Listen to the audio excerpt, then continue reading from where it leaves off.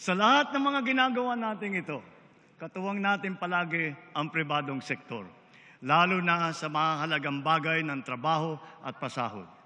With tripartite consensus, minimum wage levels have been increased in various sectors in all regions, including the BARM, for workers and private establishments.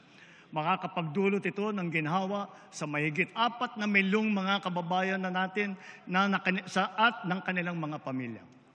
Para naman sa ating mga kawani ng gobyerno, mayroon silang maaasahang medical allowance bilang karagdagang benepisyo sa susunod na taon.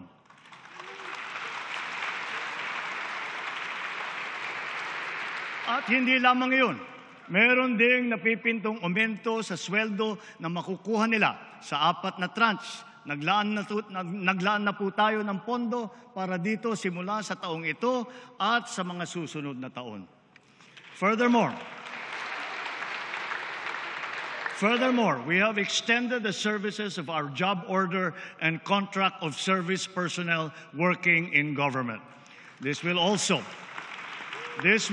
afford them ample opportunity to work on their civil service eligibilities while gaining additional relevant experience and training to upgrade their employment qualifications. Our aggressive infrastructure development, business-friendly policies, investment and export promotions, foreign visits, and economic missions are all aimed at generating not just jobs, but quality and competitive jobs. A substantial number of investment pledges have already commenced operations, with many more at various stages of development. Sa bilang natin, bukod sa malalaking kita para sa bansa, makakalikha ang mga ito ng mahigit 200,000 at 2,000 trabaho para sa ating mga kababayan.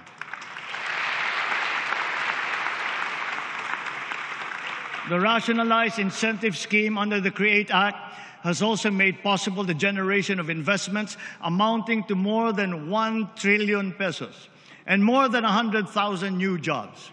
This promising state of affairs is now beckoning us to create more through the passage of the Create More Act.